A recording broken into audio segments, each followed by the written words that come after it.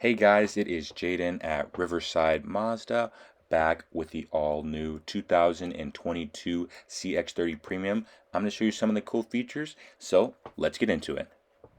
So starting off in the front with the styling as we do, let's take a look. Okay, this being the premium trim, we're going to start with the headlights. We do have our nice LED bulb here in the middle and an LED ring that goes around it with our turn signal integrated, not up there, but down here nicely with the flash off. So it kind of fades, kind of different from some other Mazdas where it blinks, but just like the Mazda 3, this fades off. Okay, going a little bit underneath, we're going to get our samurai head style grill surround here with our dynamic 3D. I call these almost triangle pattern grill here with our Mazda emblem front and center for that radar cruise control and the smart city and smart highway braking. Okay, underneath we do have our functional air scoop right underneath that front splitter. All right, and then moving on, checking out some more styling cues. The hoods of Mazda I really love.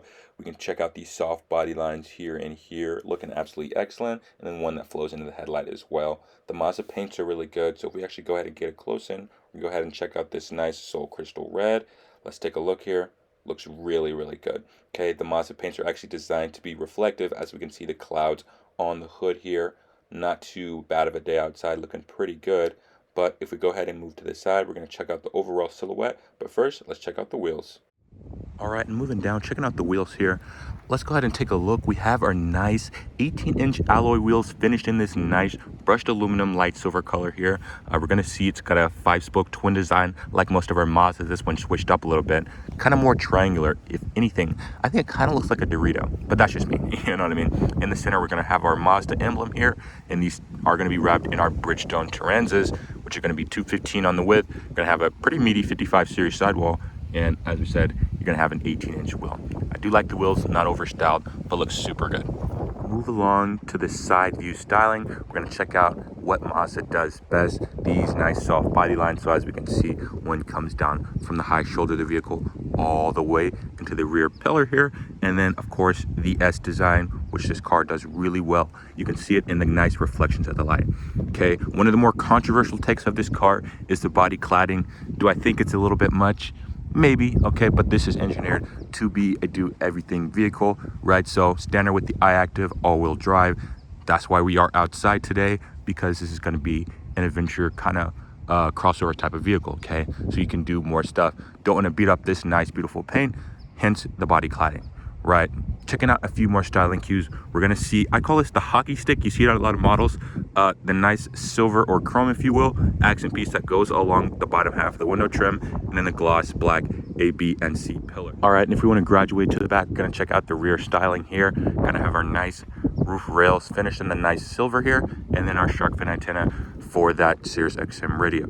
Okay, we're going to get our LED turn light or turn signals right here in the middle with our LED running lights that go along. Looks pretty cool, and then our reverse light right next to that.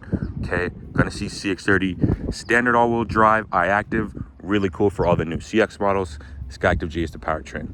Right down here, we're gonna get a nice silver look for our bumper guard, going right above that plastic trim that continues from the side, okay, with our reflectors down on either side.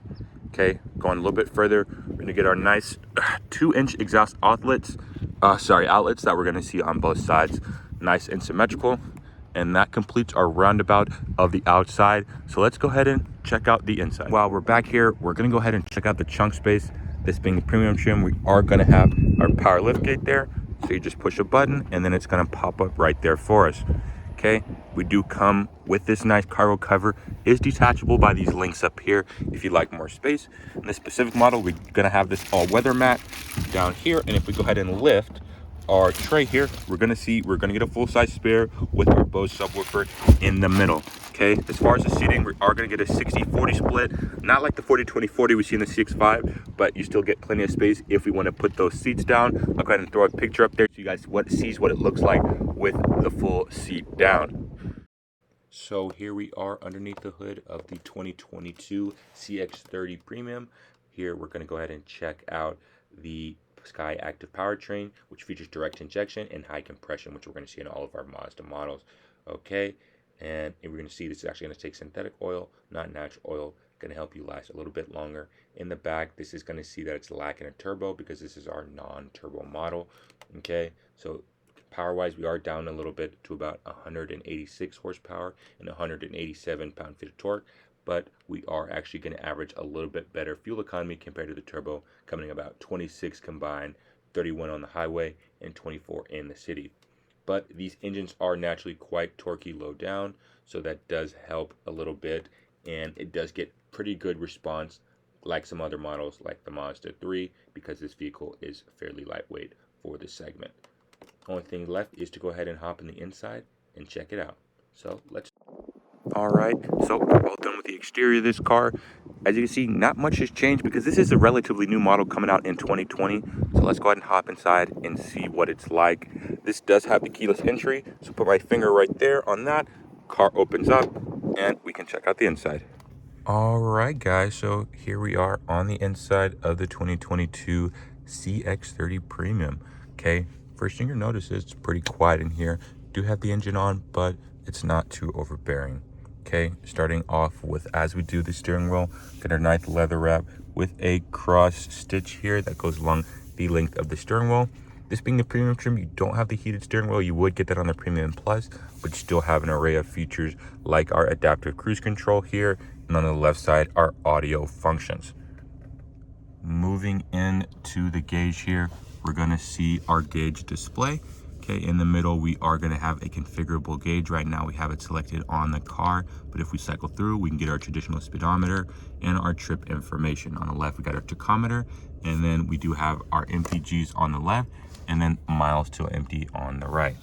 Okay, checking out some of the styling, starting with the door. This does have a two-tone design, which I think is really nice in this car. This one does have the dark brown, but up top, we're gonna get our nice black leather here, and then our second accent piece is going to be brown with a nice light gray stitch that goes across the entirety of the dash here. And then moving down just a little bit, we have our nice chrome accent trim that flows into the door handle. And then up here, we're going to see this does have the Bose sound system, and that's hidden right there. Okay, moving a little bit further down, that brown accent trim, we're going to see once again, nice soft touch leather and our gray accent stitching that goes up. And this almost gives it a floating door handle appearance, which is really cool and nice and classy.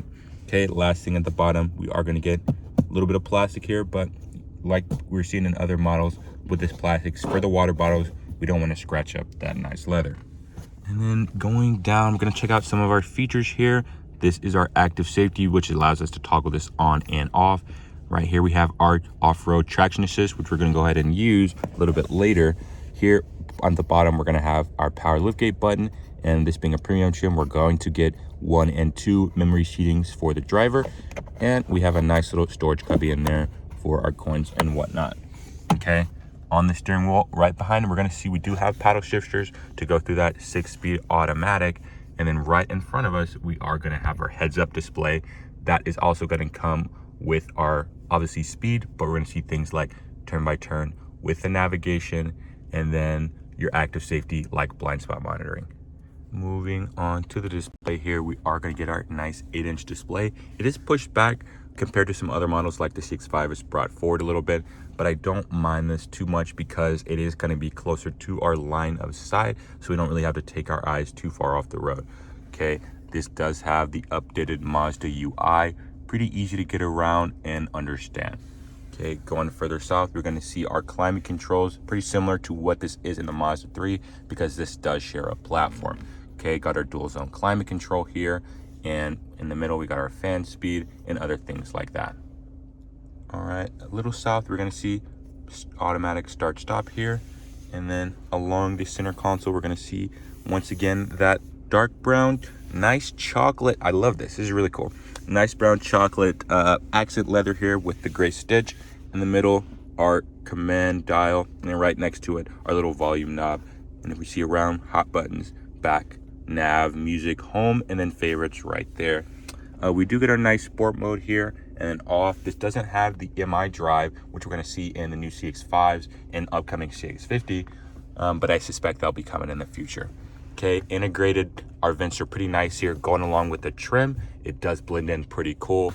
And then, of course, you're going to have our drop down for our glove box. We got a 2 level, one up top, one below to stick important goodies. And then of course the seats going to be this nice black leather here with our stitching. It's going to be almost like, how do you describe that, like a dark brown with our perforations to let this leather breathe. So here I am in the back seat of the CX-30 Premium. Gonna check out some of the back seat amenities / features. Okay, starting off with the door panel, following a similar design to what we see in the front. Nice soft touch leather up here. Do have a little bit of plastic on this door trim, but we're still gonna get our nice aluminum finish, and then leather in the door handles and the high touch spots and the armrest as well. Okay, you are gonna get some vents back here for our center passengers, and then some pockets in the back of these seats, felt line, so you do get a good protection of your stuff. Okay, drop down our center armrest here. We are going to see we got 2 cup holders in the back of this car. You don't get USBs. Wish you did, but you don't. Right? Overall space in this thing, definitely a little bit more roomy compared to the Mazda 3. You guys can see where my knees are. I put my feet out. I do have a good amount of feet room there.